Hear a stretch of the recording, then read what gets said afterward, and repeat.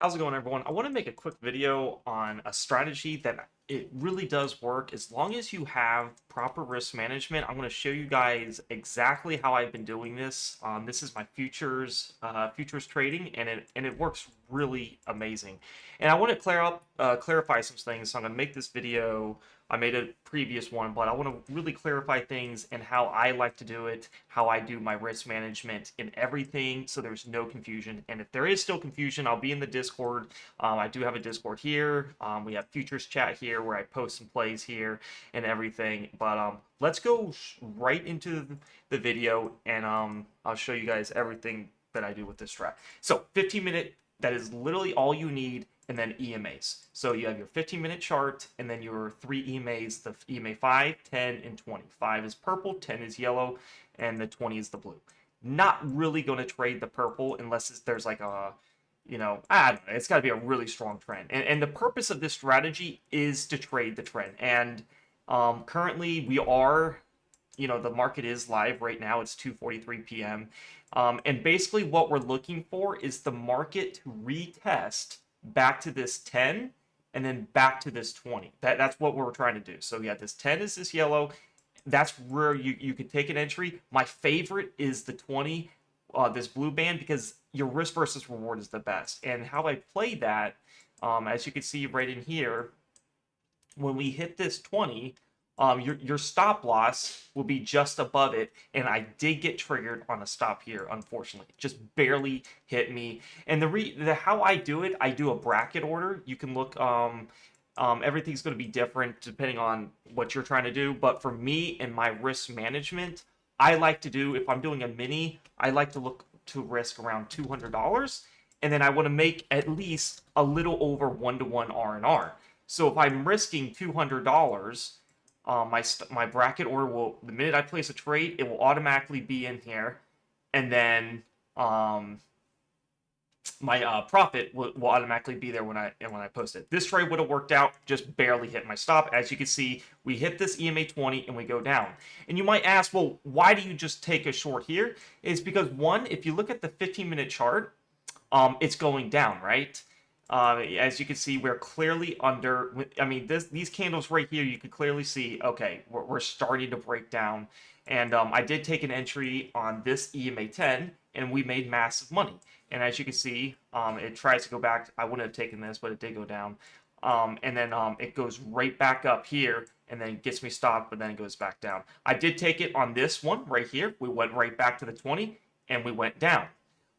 So this one right here was a beautiful trade. But as you can see, though, the reason why you want to have a tight stop, if you kept playing this, which you could play right here, make money, play it right here. It goes up a little, and then it goes down here. You make some money, but then it goes up here. This is a clear trend reversal on this candle. This is massive. Your stop would have been taken out. Where would your stop have been? It's very tight. Like I said, the way I do it, and your stop would have been like probably right there, and it gets triggered. So, and then you wouldn't be able to bear with this whole move, right? So like right in here, my stop was literally right here to the T and got triggered. That's unfortunate. But as you can see, though, as long as you have more wins than losses, that's all that matters. So let's count. I'm gonna put my arrows here so we can see how many wins did I get for this day. So right in here, I traded it right here. That is one win. Right in here, I did trade right here. That is a loss, and I'm going to put this as a red arrow so we can see, okay, that was a loss today. So I made a win, was put this as green. Made a loss right here, just barely, just kind of unfortunate. As you can see, this big, massive candle, it did do what I thought it was going to do. I made a win right here. Big, massive win I made. And I did it again, and I made another win right here. So the purpose of this, we're going to keep retesting it, right? The more times it hits the EMA 20, I'm okay with getting a loss, because this could keep doing this pattern and giving me like 3 more wins before I get a loss. So out of all these, I got 3 wins, 1 loss. We best pretty much take out 1 arrow for a loss. But you got to remember, my R&R, I'm risking $200 to get 250, so I'm getting a little more than a 1-to-1 R&R. All right, so next trade, we do take right in here, and we get a loss right on that candle here, because as you can see, we retest the EMA 20 and we go way above. All right, so now what we do here is we keep playing it. Now we're in an uptrend because as you can see, all throughout here, you know, we're definitely going up, right? So, and that's the key here. So once you see a big body of candle close above the EMA 20, you can clearly see we're uptrending. And so we go a little higher. And so then we start the thing again. What do? I make a trade right in here. This is a beautiful trade for a long side. I did take that one too. So, and then we got this one right here. It's okay if it's not perfect because your stop loss is either going to work or it doesn't. You know, it's okay if you get a little close and not close because your stop loss is going to be under. Like I said, it works or it doesn't. It's not like getting precise. So we have 1, 2, 3, and then we have one more right in here. We get another win right here, and then it just takes off without us. So yeah, you get about 4 wins right there. And then as this current play is going right now, where could I take an entry? I could take an entry right here. And if you're going to do an EMA 10 as this market is moving, go smaller size is what I suggest. Your bigger size should be on this EMA 20, or just wait for EMA 20. That is your best opportunities. So let's count the candles here. I mean, you have 1, 2, 3, 4, 5, 6, 7. You have 7 wins and 2 losses all in this period of time. The strategy really does work, just doing this simple strategy of 15-minute candles, easy to find the trend. If you clearly see a body of a candle closing below and there's some nice distance away from it, like this right in here, you can clearly see downtrend. So, and then when you come back up to this EMA 10, that's your re-entry, right? Like I say, smaller size, bigger entries are on the 20. So, yeah, that's what I do. Me personally, though, unless I don't play the EMA 10 twice, because you might be like, well, why wouldn't you play this one? It's a one or done for me. The EMA 20, I will scale in all the times till it breaks. So, yeah, so just be careful for that. Let's go over another example. Let's go over, this was our SPY, made massive money on it. I'm going to show you the good and the bad. I'm going to show you a day that was really hard. And this is why having a proper stop is just crucial. So, me and the team, we played SPY. This was this last day, right in here. As you can see, we had a clear uptrend, right? Very clear uptrend. You can clearly see we're above this EMA 20. So we come on up, and then we come crashing down to this EMA 20 here. Did not work at all, right? Literally just comes tumbling down. You place the order and you stop out. Totally fine. You take a loss. That is totally fine. So this one right here, this is a really hard day because because a lot of people don't show you the mishaps, right? They always want to show you like, oh, this strategy works, all the time. It's just not the case. Not every strategy is 100%. You're going to get a loss. That was your first loss right there. So I don't want anybody to feel like, oh, this strategy is going to win all the time. All right, so now we have a clear downtrend. We take our loss here, and then we come back up, and we trade this candle coming up. Because that's your first touch of the EMA 10. I told you guys I do play the first touch. If it keeps touching it, I will not play it because it's bound to go to the EMA 20. So we take a nice win. Right here on this candle, it goes down. Then it comes right back up, and it hits this EMA 20, and you stop out. Yeah, this is one of the hardest days that I've traded. So you have now 2 losses right in here. You stop out, and what happens is we do this riffraff here. And one thing I do want to show you guys, this is on 21 October. Analyze it with the QQQ or NASDAQ. So 21 October, you can see the same pattern. These kind of move very often together, as you can see. And if I do see something like this, where I see QQQ is in an uptrend, and they have massive more room down to the EMAs, I'm going to take the QQQ trade compared to ES. And that's what I did today.